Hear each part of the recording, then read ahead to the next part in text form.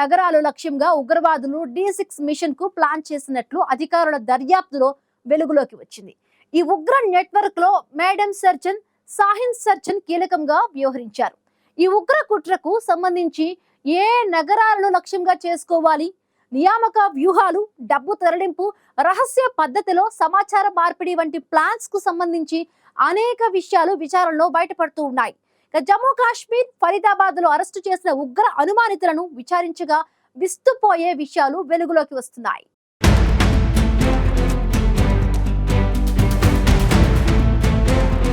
ఢిల్లీలోని ఎర్రకోట సమీపంలో బాంబు పేలుడుకు సంబంధించిన ఘటనపై దర్యాప్తు సంస్థలు ముమ్మర దర్యాప్తు చేస్తున్నాయి. ఈ దర్యాప్తులో మేడం సర్జన్, D6 వంటి పదాలు వెలుగులోకొచ్చాయి. నిషేధిత జైషే మహ్మద్, అన్సార్ గజ్వత్ ఉల్ హింద్ ఉగ్ర సంస్థలతో సంబంధం ఉన్న 43 ఏళ్ల మేడం సర్జన్ షాహిన్ షాహిద్ ఉగ్ర నెట్వర్క్ లో కీలకంగా వ్యవహరించింది.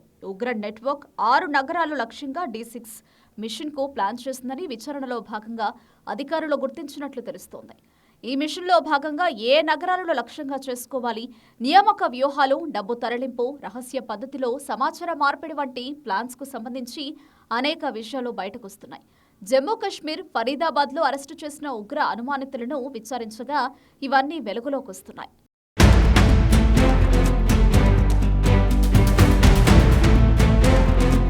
ఫరీదాబాద్ లో అరెస్టైన షాహీన్ టెర్రర్ మాడ్యూల్ కు కీలక వ్యక్తిగా అధికారుల దర్యాప్తులో తేలింది. షాహీన్ నుంచి స్వాధీనం చేసుకున్న డైరీలు, డిజిటల్ ఫైల్స్ ఇప్పుడు ముఖ్యమైన ఆధారాలుగా మారాయి. డిసెంబర్ 6న భారీ కుట్ర చేసేందుకు ఈ నెట్వర్క్ ప్లాన్ చేసినట్లు ఆ ఆధారాలను బట్టి తెలుస్తోంది. ఎర్రకోట పేలుడు బాంబర్ ఉమర్ నబీ, డాక్టర్ ముజమ్మిల్ షకీల్ షాహీన్ ఈ మాడ్యూల్లో భాగం. వీరికి జైషే మహ్మద్తో సంబంధాలున్నాయి. విచారణలో భాగంగా షాహీన్ ఖాతాలను ఆడిట్ చేస్తున్నారు. ఢిల్లీ, కాన్పూర్, లక్నోలో ఉన్న బ్యాంక్ ఖాతాలను పరిశీలిస్తున్నారు. ఆమె అనూహ్యంగా మిస్ అయ్యే వరకు మెడికల్ కాలేజీలో పనిచేసింది. ఆ సమయంలో షాహీన్ ప్రవర్తన ఎలా ఉండేదనే దానిపై ఆరా తీస్తున్నారు. షాహీన్ మృదు స్వభావి అని తేలింది. విడాకుల బాధ నుంచి బయటపడేందుకు ఇబ్బంది పడేదని, ఇంటి వద్ద చూసుకోవడానికి ఎవరూ లేకపోతే ఒక చిన్న బిడ్డను తీసుకుని విధులకు హాజరయ్యేదనే విషయం వెలుగులోకి వచ్చింది. క్యాంపస్ హౌస్ లో నివసించిన షాహీన్ కు అందరితో మంచి సంబంధాలుండేవని తెలుస్తోంది. 2013లో అనూహ్యంగా తన విధులకు తాత్కాలిక విరామం ఇచ్చి షాహీన్ 2014లో తిరిగి వస్తానని వెళ్లి ఆ తర్వాత మళ్లీ ఎప్పుడు రాలేదని దర్యాప్తులో వెల్లడైంది. షాహీన్ ఇచ్చిన రిజిస్టర్ చిరునామా సరైనది కాదని 2016లో అధికారులు గుర్తించారు. 2021లో షాహీన్ ను అధికారికంగా విధుల నుంచి తప్పించారు.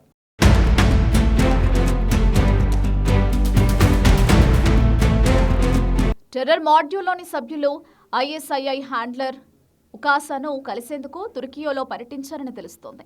ఉకాసా అంటే అరబిక్లో స్పైడర్ అనర్థం. ఫరీదాబాద్ మాడ్యూల్ ఉగ్ర సంస్థ జైషే మహ్మద్తో పాటు అన్సార్ గజ్వాత్ ఉల్ హింద్ అనే సంస్థల నిర్వాహకులకు ఈ ఉకాసాతో ప్రత్యక్ష సంబంధాలు ఉన్నట్లు తెలుస్తోంది. ఆన్లైన్ మెసేజింగ్ ప్లాట్ఫామ్లో డాక్టర్ ఉమర్తో ప్రత్యక్ష సంబంధాలు ఉన్నట్లు తెలుస్తోంది.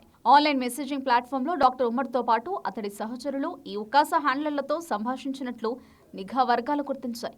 డాక్టర్ ఉమర్తో సహా పలువురు 2022లో తుర్కియోలో పర్యటించినట్లు అధికారులు గుర్తించారు. ఈ క్రమంలో అంకారాలో వారు 2 వారాలు ఉన్నట్లు తెలుస్తోంది. దీంతో ఈ హ్యాండ్లర్ కూడా అంకారాలో ఉన్నట్లు అధికారులు అనుమానిస్తున్నారు. ఈ పర్యటనలో డిసెంబర్ 6న దాడికి గ్రీన్ సిగ్నల్ లభించినట్లు తెలుస్తోంది.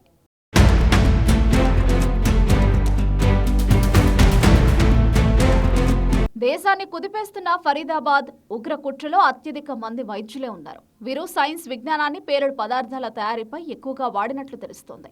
వేల కిలోల పేలుడు పదార్థాలను పోగు చేసి అమాయక ప్రజల ప్రాణాలను తీసేందుకు యత్నించారు. వైద్యులు తమకు ఉన్న జ్ఞానంతో మదర్ ఆఫ్ సైతాన్గా పిలిచే రసాయన సమ్మేళనాన్ని వాడేందుకు సిద్ధం చేశారు.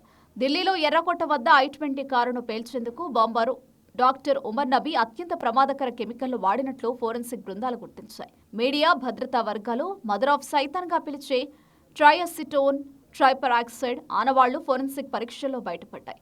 ఇది పూర్తిగా అస్థిర రసాయన సమ్మేళనమని నిపుణులు చెబుతున్నారు.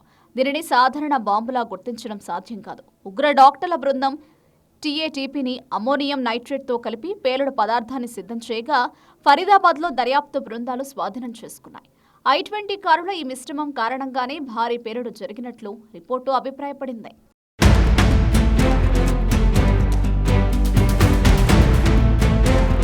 ఫరీదాబాద్ లో అరెస్టైన షాహిన్ సర్జన్ టెర్రర్ మాడ్యూల్ కు కీలక వ్యక్తి అని దర్యాప్తులో తేలింది. షాహిన్ నుంచి స్వాధీనం చేసుకున్న డైరీలు, డిజిటల్ ఫైల్స్ ఇప్పుడు ముఖ్యమైన ఆధారాలుగా మారాయి.